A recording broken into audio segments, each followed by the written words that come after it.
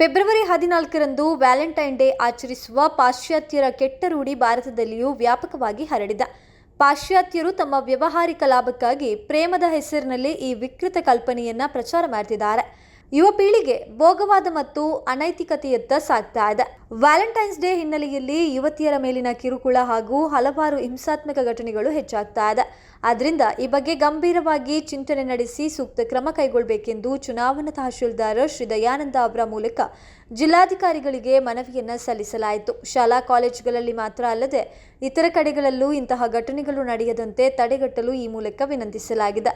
ಈ ಸಂದರ್ಭದಲ್ಲಿ ವಕೀಲರಾದ ಶ್ರೀ ಈಶ್ವರ ಕೊಟ್ಟಾರಿ ಬಜಾಲ್, ಹಿಂದೂ ಜನಜಾಗೃತಿ ಸಮಿತಿಯ ಶ್ರೀ ಉಪೇಂದ್ರ ಆಚಾರ್ಯ, ಶ್ರೀ ರೋಹಿತ್ ಕೋಟ್ಯಾನ್, ಹಿಂದೂ ಮಹಾಸಭಾದ ಶ್ರೀ ಲೋಹಿತ್ ಸುವರ್ಣ, ಶ್ರೀ ಲೋಕೇಶ್ ಕುತ್ತಾರು, ಧರ್ಮಾಭಿಮಾನಿಗಳಾದ ಶ್ರೀ ದಿನೇಶ್ ಜಪ್ಪಿನಮೊಗರು, ಶ್ರೀ ದಿನಾಕರ್ ಬಜಾಲ್, ಶ್ರೀ ಭಾಸ್ಕರ ಆಚಾರ್ಯ, ಶ್ರೀ ಜಯಪ್ರಕಾಶ್ ಬಜಾಲ್, ಶ್ರೀ ಮಧುಸೂದನ್ ಇನೋಲಿ ಈ ಸಂದರ್ಭ ಉಪಸ್ಥಿತರಿದ್ದರು. ವ್ಯಾಲೆಂಟೈನ್ಸ್ ಡೇ ವೇಳೆ ಪಾರ್ಟಿಗಳಲ್ಲಿ ಯುವಕ ಯುವತಿಯರು ಮದ್ಯಪಾನ, ಧೂಮಪಾನ, ಮಾದಕ ವಸ್ತುಗಳ ಸೇವನೆ ಮುಂತಾದ ಅನಾಚಾರಗಳಲ್ಲಿ ತೊಡಗುವಂಥದ್ದು ಬೆಳಕಿಗೆ ಬಂದಿದೆ.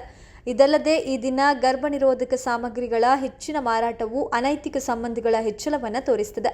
ಯುವತಿಯರನ್ನ ಸೆಳೆಯಲು ಅತಿ ವೇಗವಾಗಿ ವಾಹನ ಚಲಾಯಿಸೋದ್ರಿಂದ ಅಪಘಾತಗಳ ಸಂಖ್ಯೆಯೂ ಹೆಚ್ಚುತ್ತಾ ಇದೆ. ಅಲ್ಲದೆ ಸುಳ್ಳು ಹೆಸರು ಹೇಳಿ ಯುವತಿಯರಿಗೆ ಮೋಸ ಮಾಡುವವರು ಲವ್ ಜಿಹಾದ್ ಮೂಲಕ ಅವರ ಬದುಕನ್ನ ಹಾಳು ಮಾಡ್ತಿದ್ದಾರೆ. ಈ ಹಿನ್ನೆಲೆಯಲ್ಲಿ ಪೊಲೀಸ್ ಇಲಾಖೆಯು ಈ ಘಟನೆಗಳನ್ನ ಗಂಭೀರವಾಗಿ ಪರಿಗಣಿಸಿ ಫೆಬ್ರವರಿ 14ರಂದು ನಗರದಲ್ಲಿ ವಿಶೇಷ ಪೊಲೀಸ್ ಪಥಕ ನಿಯೋಜಿಸಬೇಕು.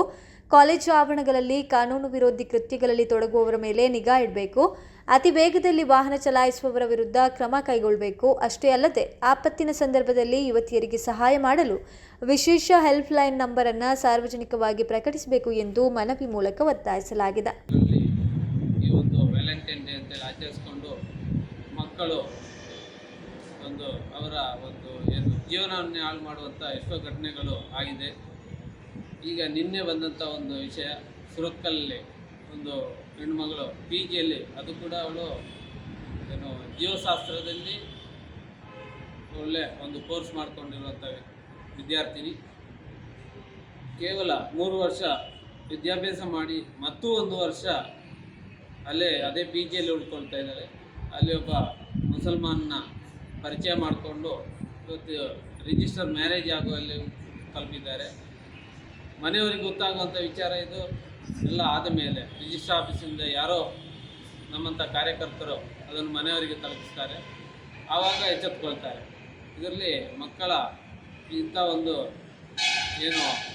ಕೆಟ್ಟಕ್ಕೆ ಬಲಿಯಾಗ್ತಾರೆ. ಇದರಿಂದ ಮಾದಕ ವಸ್ತುಗಳನ್ನು ಸಪ್ಲೈ ಮಾಡುವಂಥ ಒಂದು ವ್ಯವಸ್ಥೆಗೆ ಅವರು ಬಲಿಯಾಗ್ತಾರೆ. ಅದು ಕೂಡ ಘಟನೆ ಬೆಂಗಳೂರಿನಲ್ಲಿ ನಡೆದಿದೆ. ಇವತ್ತು ಆ ವಿದ್ಯಾರ್ಥಿನಿ ಜೈಲಲ್ಲಿ ಇದ್ದಾರೆ. ಇಂಥ ಎಲ್ಲ ಘಟನೆಯನ್ನು ತಪ್ಪಿಸಲಿಕ್ಕೆ ಖಾಲಿ ಸಂಘಟನೆ ಮಾತ್ರ ಅಲ್ಲ, ವಿದ್ಯಾರ್ಥಿಗಳ ಪೋಷಕರು ಕೂಡ ಇದರ ಜೊತೆ ನಮ್ಮ ಜೊತೆ ಸಹಕರಿಸಬೇಕು.